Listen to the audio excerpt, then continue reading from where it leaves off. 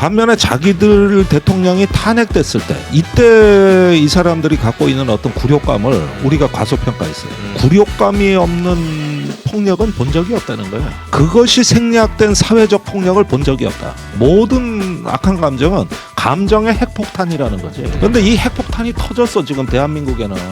이 감정은 치유가 안 돼. 아, 그렇죠. 이게 이제 3차 폭동을 예견하는 조짐이라는 거. 저는 그래서 이 경고를 우리는 해야 된다고 보는 거예요. 여기서 질문하는 기자 CBS 이정주입니다. 반갑습니다. 가장 무서운 친구는 나의 단점을 알고 있는 사람.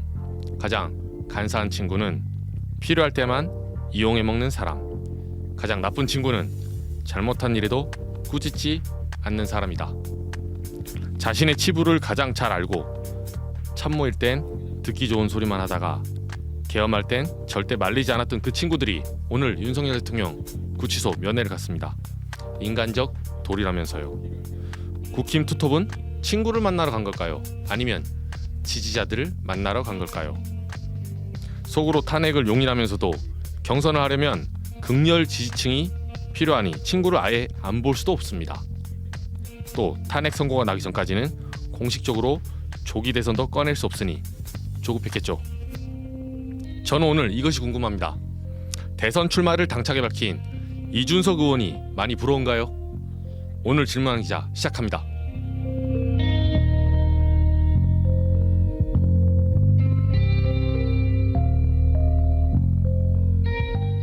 반갑습니다. 저희가 여기 일단 스튜디오에 여기 소리가 나온 걸 제가 잡을게요. 소리 잡고 나서 오늘 간만에 저희 일부 김종대 전 정의당 의원님. 아이고 반갑습니다. 김용대입니다. 새해 복 많이 받으십시오. 네, 새해 복 많이 받으세요. 저희 임세현 나오셨죠? 예, 임세현 소장님. 네, 안녕하세요. 임세현입니다. 새해 복 많이 받으십시오. 네. 반갑습니다. 바로 시작할게요. 이게 조금 뭐 소리가 나와서 어수선한데 제가 잡을게요. 제작진한테. 뭐 생방의 묘미죠. 예. 그 오늘 네. 딴 것보다 이제 가장 핫한 뉴스. 네. 윤석열 대통령 공소장. 네. 예, 공소장 방금 기사 나왔거든요. 예. 어떻게 보셨어요? 예, 그 중에서도 이제 언론에서 가장 무게 있게 보는 대목은 이상민 장관한테 쪽지를 줬다. 쪽지. 예, 윤석열 대통령이 줬다는 거예요. 거기에 이제 몇몇 언론사 또 여론조사 꽃 이렇게 해가지고 단전단수를 준비해라. 맞아요. 그래가지고 이상민 장관이 소방청장한테 그 쪽지 보고 전화한 거거든요. 맞아요. 서울청장은 또 서울방재청장한테 또 전화한 거거든요. 그렇죠. 단전 단수해라. 예. 소방청이 담당이니까. 그렇습니다. 그래가지고 이게 공소장에 나왔던 게 그동안에 우리가 이렇게 그 국무위원들한테 뭘 나눠줬다는데 그 실체를 몰랐는데 이제 이게 또 하나 드러났어요. 이렇게 되면은 뭐 국민 계몽하려고 뭐 하루 정도 하려다 말았다 이런 주장들이 무색해지는 거죠. 윤석열 본인 안 했다 했잖아요. 그때 계엄 문건 안 줬다 했잖아요. 아 그러니까 이게 윤 대통령한테 받았다고 여기 공소장에 나와 있단 말이에요. 네. 그래서 이 지금 헌법재판소에서 벌어지는 것이 얼마나 희대 코미디인지. 임 소장님 오늘 공소장 어떻게 네. 보셨어요? 공소장에 이게 전 너무 신기했어요. 네. 여기에 1605명 무장 군인 숫자가 너무 디테일하게 나와 있는 거예요. 1605명. 그쵸. 그다음에 경찰관 약 3,790명을 동원해서 국회, 선관위, 그다음에 뭐 시당 당사, 여론조사 2등을 점거, 출입 통제하거나 체포, 구금, 압수수색하는 등의 방법으로 강압하여 한 지역의 평온을 해야 하는 폭동을 일으켰다. 그러니까 폭동을 일으켰다라는 말에 저는 굉장히 무게감이 느껴졌습니다. 이게 내란. 예, 이 내란이라고 이제 딱 적시가 된 거죠. 예, 그래서 내란 수계는 실제 이제 윤석열의 체포영장에는 죄명이 내란 우두머리라고 나와 있잖아요. 그쵸. 그럼 내란 우두머리는 형량이 이미 정해져 있습니다. 네, 이제 맞아요. 네 사형 아니면 무기. 사형. 예, 그 형량대로 하면 살아서 못 나온다는 얘긴데. 햇빛 못 보는 거죠. 예, 그 각오 단단히 하셔야겠는데. 그러네요. 네. 그 가장 그러니까 내일 이제 탄핵 5차 변론을 앞뒀는데 현재 오늘 가장 이슈가 됐던 거는 사실은 쌍권총. 권영세 비대위원장과 권성동 원내대표 네. 그 구치소 면회 갔거든요. 뭐 예고했었고 어떻게 보셨습니까, 의원님은? 그러니까 한남동 관저 시위에는 안 나갔던 분들 아닙니까? 안 나왔죠. 이렇게 보면은 이제 국민의힘이 특히 지도부 최고 이제 지도부까지 포함해가지고 이 윤석열의 어떤 어떤 중력장에서 헤어나기가 이제 어려워 보이는 모습을 드러냈다. 국민들이 해석하기에는 결국 국민의힘은 윤석열 당이다. 이렇게 점점 더 이미지가 굳어져가는 하나의 중요한 어떤 장면이 나온 것 같아요. 더군다나 그 권영세 일단 비대위원장 같은 경우는 저기 최초에 그 이렇게 그 대표직으로 올 때 저 사람은 약간 좀 균형 잡히지 않았을까 하는 기대감을 모았었습니다. 그렇죠. 그런 이미지죠. 예. 그리고 통일부 장관 할 때도 그렇게 중국의 반감을 표명할 때 혼자서 중국하고도 대화해야 된다고 얘기했었고 본인 또 주중대사 했었으니까. 예. 그러면서 가끔 가다 보면 이렇게 그 밸런서 균형자 역할을 하는 듯한 어떤 원로다운 풍모를 가끔 보여줬거든요. 그렇죠. 가끔. 예, 그래서 이번에 이제 당 대표로 온다 그랬을 때는 이런 어떤 그 전반적인 위기를 수습하고 관리하면서 다음 어떤 그 국민의힘의 행로로 가는 하나의 선장 역할을 하지 않을까 이런 관측이 대다수였던 그렇죠. 것이죠. 근데 막상 대표직에 취임하고 나서 보이는 행보를 보면은 이게 그냥 쌍권총이에요. 예. 그래가지고 양쪽에서 쏴야 된다고 이게 맞아요. 똑같아졌어. 그래서 오늘 그 면회까지 이렇게 이루어진 거는 광경을 보면은 결국은 이제 국민의힘은 윤석열 당에서 벗어날 수가 없구나. 그 미국의 트럼프가 2021년 1월 6일에 의사당 폭동 이후로 그렇죠. 완전히 끝났다고 봤거든요. 그 다음에 놀라운 현상이 뭡니까? 미국 공화당이 트럼프 당이 된 거예요. 맞아요. 예. 그래서 괴물이 돼간 거거든요. 그래서 기사 회생을 한단 말이에요. 그러니까 역시 이런 어떤 비슷한 멘탈로 가는 것 같다. 본인들도 기사 회생할 수 있다 이렇게 믿는 것 같아요. 아니 살 길은 이거밖에 없다. 이런 어떤 느낌이 저게 어떻게 해서 형성된지는 이건 조금 연구 대상입니다. 그렇군요. 분명히 제가 만나는 국민의힘의 의원들이나 당협위원장들은 생각이 다양해요. 이런데 동조 못하는 의원도 수두룩하게 많아요. 그런데 밖으로 표출되는 모습은 뭐냐면은 배신자냐 소심파냐 이걸로만 구분이 돼. 그래서 유승민 트라우마. 너 배신자야? 맞아요. 이러면은 그 다양한 생각이 온데간데가 없고 일사불란하게. 맞아요. 윤선이 어떻게 보셨습니까? 가서 무슨 얘기했을까요? 가서 뭐 일단 윤석열이 본인이 다 얘기했겠죠. 원래 60분 중에 59분을 얘기하니까. 이렇게 들어왔는데 예. 그거 뭐 쟤 똑바로 안 하고. 집회도 가고 이 자식아 뭐 이러면서 너 그때 관저 그 막을 때 너는 니네 둘은 왜 안 하냐? 어. 지도부 그때 왜 너네가 지도부의 차원의 공식 입장이 아니라고 했냐면서 뭐 일단 핀잔 줬을 나경원 것이고. 윤상현은 왔을 예, 때 예, 예. 핀잔 줬을 것이고 아마 그 핀잔들이 그 쌍권총에게 어느 정도 경로로 갔기 때문에 간 거 아닌가? 좀 그런 생각이 또 들더라고요. 그러니까 지금 펜타닐을 전 단체로 복용하고 있는 것 같아요. 펜타닐. 네, 펜타닐을. 일종의 마약이죠. 그렇죠. 이게 처음에는 1g 먹었는데 그렇죠. 이게 1g 먹었는데 이게 취하는 거예요. 그러니까 저는 그 펜타닐이 지금 소위 말하면 극우 태극기 모독 세력들 그 사람들의 목소리가 굉장히 과표집되고 있는데 그게 마치 지지의 뭐 전부라고 생각하고 있는 것 같아요. 처음에는 거리두기를 했다가 이게 목소리가 계속 커지고 뭔가 윤석열을 지키려고 하는 그 목소리가 너무 크게 들리니까 내가 여기서 한 발 빼면 나중에 뭐 선거를 치를 때나 뭐 경선할 때 안 좋은 거 아니야? 저는 그런 의구심이 그 둘이 면회 가게 만든 것 같다. 그런 생각이 들고요. 그리고 너무 웃긴 거는 이들이 지도부 차원이 아니라고 그랬어요. 개인적 차원이라고. 그렇죠. 뭐 인간적 도리 이러면서. 네, 인간적 도리라는데 근데 그러면 인간적 도리로 어디 언론에 안 알리고 조용히 몰래 갔다 오면 됩니다. 그렇죠. 네. 근데 그렇게 떠벌리면서 그쵸. 알리긴 알려. 그쵸. 예, 이른바 그쵸. 그 펜타닐이라는 지지자들한테 그쵸. 알리긴 하는데 그쵸. 약간 한 발 빼. 지도부가 아니라고. 그러니까 저는 그것도 너무 비겁하기도 했습니다. 그리고 제일 재밌었던 거는 바로 이건데 그 친구 이야기를 합니다. 그쵸. 맞아요. 권성동이 맞아요. 뭐 친구가 어려움에 있는데 그럼 뭐 그런 동정심도 안 가냐 인간적 도리다 이야기하는데 아니 저는 이들이 어쨌든 지금 직으로는 대통령이잖아요.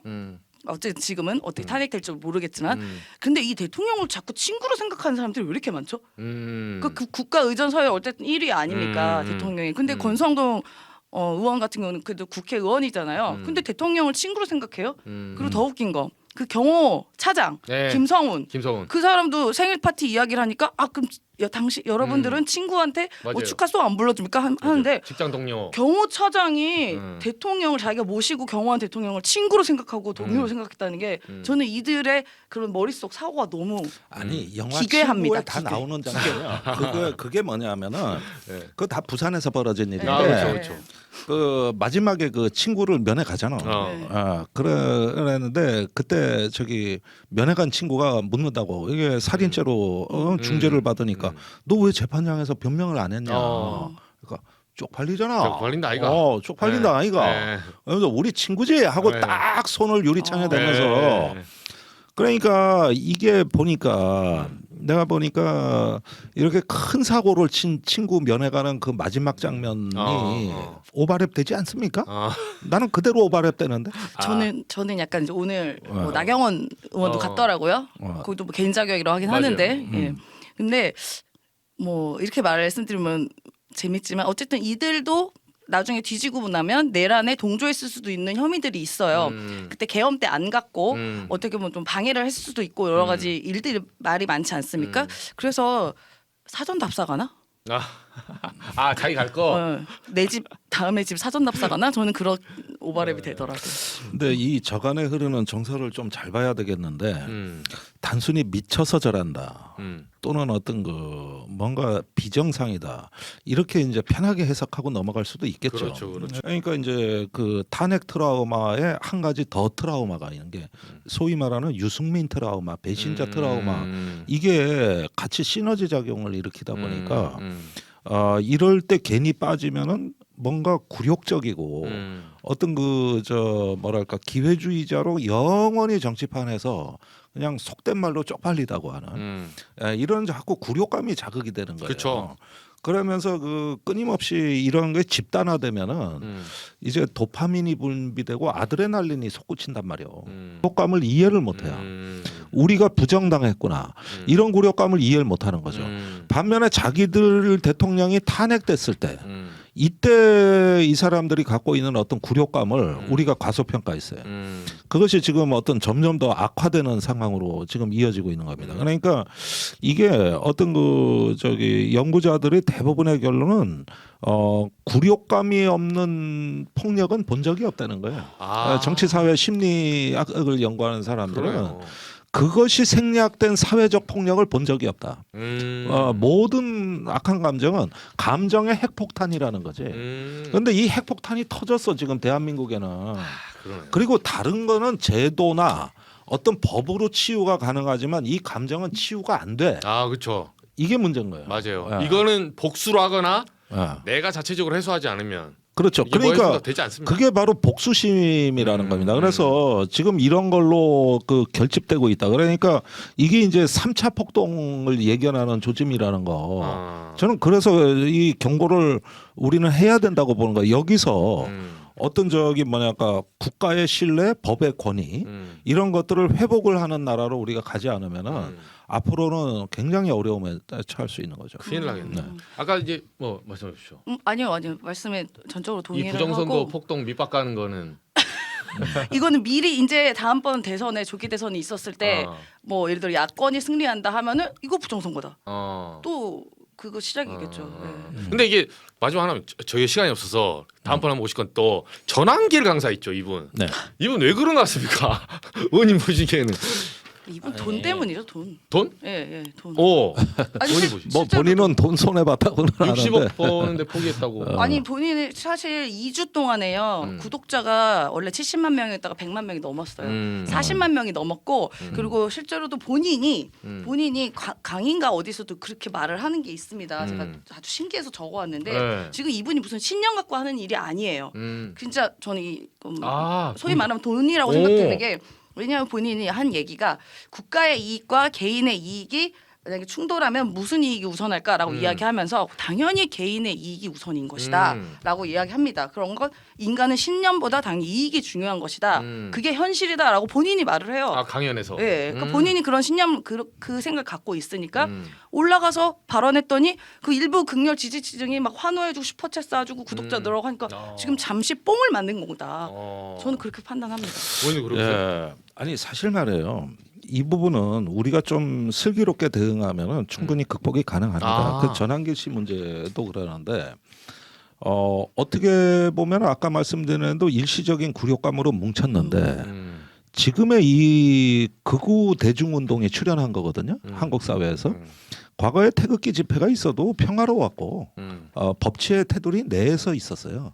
그래서 보수는 법치라 그랬던 거예요. 그렇죠. 그런데 이게 이번에 깨진 겁니다. 그래서 폭력을 행사했단 말이에요. 난동도 그것도 아주 고강도 난동이었단 말이에요. 그러면서 기존의 보수 운동을 초월하는 극우 전체주의 또는 대중운동에 출연한 건데 문제는 여기에서 우리가 잘 봐야 될 게 지속 가능하냐네요. 그런데 첫째로 지금의 이 어떤 극우화된 이 대중운동이라고 할 만한 것들이 새는 불려가고 있는 건 사실이고 또 돈벌이도 되는 것도 사실이고 말하자면 증오의 사업이죠. 그렇죠. 증오 산업이란 말이에요. 증오를 불러일으켜서. 그렇죠. 그 산업인 거는 사실인데 지속성이 없는 이유가 이념이 없어요. 예를 들면 저기 유럽의 그 극우들이 반난민 이런 어떤 표적 집단이 명확하고 그러면서 어떤 그 저기 능력주의에다가 이렇게 뭔가 조직화되는데 지속 가능한 이념이 있는데 한국의 극우 운동은 아직 그런 이념이 없습니다. 그냥 대통령 탄핵 반대예요. 그러면서 사회의 일정 정도 불만을 갖다가 이렇게 표출하는 어떤 취향 정도 이런 정도로 되다 보니까 아직까지는 체계와 이념을 제대로 갖추질 못하는 운동이란 말이에요. 그렇죠. 이것이. 드립다 그냥 반대. 예, 그러고 괜히 민주당이 싫고 그렇죠. 또 586들 보면은 왠지 이중적이고 맞아요. 이런 막연한 감정인데 때마침 장이 쓴 거예요. 너 잘 걸렸다. 이러면은 나도 한 칼 있어. 이렇게 하면서 와가지고 서로 비슷한 사람들이 모이다 보니까 이게 결속이 되고 해방감을 느끼는 거예요. 근데 그거는 한때 어떤 그 저기 일종의 어떤 무대 위에서의 우리가 현상이지 연극이 끝나면 집으로 돌아가야 되는 그렇죠, 겁니다. 그렇죠. 그 노래도 있잖아. 연극이 끝나고. 연극이 끝난 자리 그거 유명한 아까 친구, 노래 있잖아. 친구에 나오는. 그래가지고 그 쓸쓸함을 견디려면은 또 고통이 오고 그러네요. 상실감이 오는 거예요. 이 도파민이 또 이제 안정되는. 이 연극이 오래도록 지속한다고 곧 이제 연극이 끝나고 집에 가야 된다는 이 끔찍한 지옥이 기다리고 있는 거지. 그러다 보니까 어떻게든 한 건 더. 응? 저기 하다가 한 잔 더 뭐 이런 식으로 술자리에서 우리 그렇죠. 그런 걸 누군가가 불쏘시개 역할을 해줘요. 계속 장작을 제공해 줘야 되고. 그렇지. 불쏘시개 역할을 갈등 촉진자라 그래 이걸. 그런 사람들이 꼭 나타나. 예. 그래서 이런 부분들 다 다루는 방법이 있어요. 네. 우님 오늘 저희가 너무 시간이 확 가서 벌써 갔어. 다음에는 저희 1시간 특집 한번 아니 내가 그 저기 팁을 하나 넘었네, 드리자면은 제가 연휴 때 이 문제를 하다가 명절을 하나 찾아냈는데 타임지 기자를 했던 아만다 리플리의 하이 컨플릭 우리가 말로 번역이 됐습니다. 극한 갈등이라는 책을 추천해드리고 싶습니다. 하이 컨플릭트. 하이 컨플릭트. 그 책이 어떤 뛰어난 기자 정신하고 이런 문제에 대해서 진지함은 타의 추종을 불허하는 명작이다. 그래서 꼭 한번 추천해드리고 싶어요. 알겠습니다. 오늘 강의를 들은 것 같습니다. 독서를 그냥 몇 권을 지금 소개해드리고. 연휴 때 뭐 독서밖에 할 일이 더 있습니까? 알겠다. 반성하겠습니다. 저는 유튜브 보느라고 다른 유튜브 경쟁 유튜브 본다고 저는 책을 못 봤는데 꼭 읽어보겠습니다. 오늘 너무 시간이 빨리 갔는데요. 저희가 또 내일 또 5차 변론 있어요. 그리고 이제 탄핵 변론은 계속 이제 이달 말까지 지속되니까 또 무슨 입 벌고 소위 말해서 입만 벌리면 구라. 어떻게 될지 모릅니다. 윤석열. 구라가 현장에서 다들 통나요, 근데. 정말. 그렇죠. 조금 지속 가능한 구라였으면 좋겠다. 근데 저희가 또 이 구라 상태를 보면서 우님하고 또 소장님 구라 상태. 또 자리 한번 모시겠습니다. 하시죠. 오늘 여기까지 하겠습니다. 감사합니다. 네, 고맙습니다.